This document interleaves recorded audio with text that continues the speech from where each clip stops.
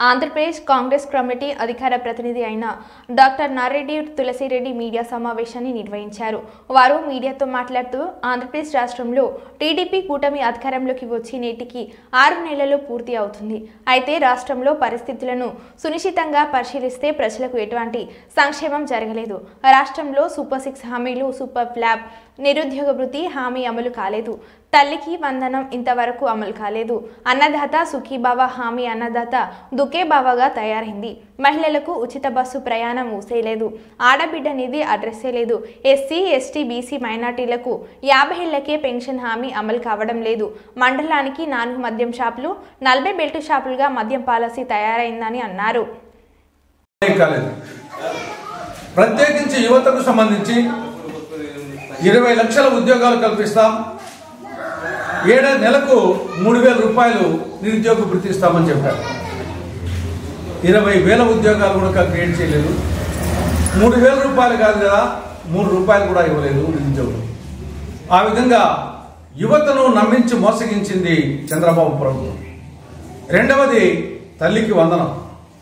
స్కూలుకు వెళ్లే ప్రతి విద్యార్థికి సంవత్సరానికి వచ్చేసి 15,000 రూపాయలు ఇస్తామని చెప్పారు. 15 రూపాయలు ఇంతవరకు ఇవ్వలేదు. ఇది ఎలా ఉందంటే తల్లికి వందనం నిల్, తండ్రికి ఇంధనం పుల్ అనే విధంగా పరిపాలన సాగుతా ఉంది. ఇక అన్నదాత సుఖీభవ, ప్రతి ఏడాది ప్రతి రైతు కుటుంబానికి 20,000 రూపాయలు ఆర్థిక సహాయం చేస్తామని చెప్పారు. ఖరీఫ్ సీజన్ దాటిపోయింది, రబీ సీజన్ కూడా ఆల్మోస్ట్ దాటిపోయే పరిస్థితికి వచ్చింది. ఇంతవరకు 20 రూపాయలు ఇవ్వలేదు. అన్నదాత సుఖీభవ పథకం అన్నదాత దుఃఖీభవ పథకంగా తయారైంది.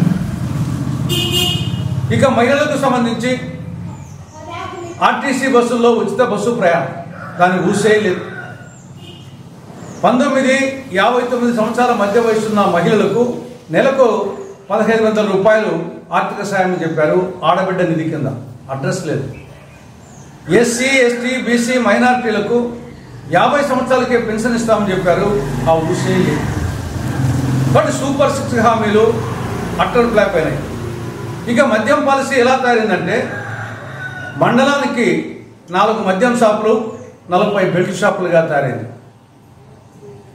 ఇది ఎలా ఉందంటే చంద్రబాబు నాయుడు గారేమో ఇంటికొక పారిశ్రామికవేత్తను తయారు చేస్తామని చెప్తున్నాడు.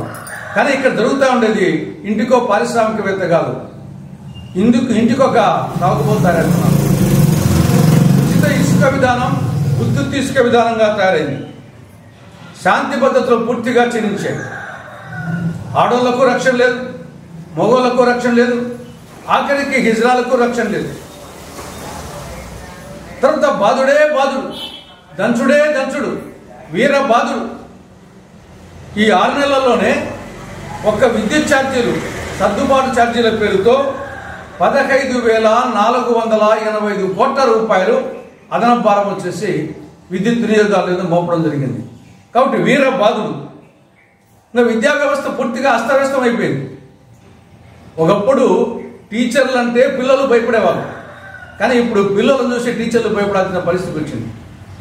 మన రాయచోటి సంఘటన దానికి బెస్ట్ ఎగ్జాంపుల్. 9వ తరగతి విద్యార్థులు క్లాస్ రూమ్లో టీచర్ను కొట్టారు, పిడిగుద్దులు గుద్దారు, పర్యవసానంగా ఆయన చనిపోయాడు. కాబట్టి విద్యా వ్యవస్థ అస్తవ్యస్తం అయిపోయింది. ఒకవైపు టీడీపీ కూటమి మధ్య, జగన్ పార్టీ మధ్య లాలూచి కృషి జరుగుతూ ఉంది. రోజు జగన్ అవినీతి గురించి పుంకాలుగా చెప్పడమే, కానీ తీరా అవకాశం వస్తే మాత్రం ఏం యాక్షన్ ఉండదు. ఆదాని కంపెనీ వాళ్ళు 1,750 కోట్లు లంచం ఇచ్చారని చెప్పేసి అమెరికాకు చెందినటువంటి ప్రభుత్వ సంస్థలు అక్కడ ఛార్జ్షీట్ వేస్తే దాని గురించి ఇక్కడ ఏం యాక్షన్ ఉండదు.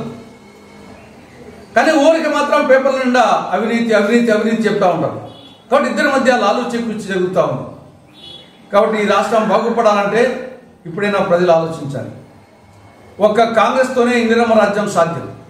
ఇందిరమ్మ రాజ్యం రావాలి అంటే, ఇంటింటా సౌభాగ్యం వెళ్ళి విరియాలంటే, ఈ రాష్ట్రం బాగుపడాలంటే అది ఒక కాంగ్రెస్ పార్టీతోనే సాధ్యమని చెప్పేసి కాంగ్రెస్ పార్టీ భావిస్తూ ఉంది. ఒక్కసారి ఆలోచించవలసిందిగా రాష్ట్ర ప్రజానికానికి కాంగ్రెస్ పార్టీ విజ్ఞప్తి చేస్తా ఉంది.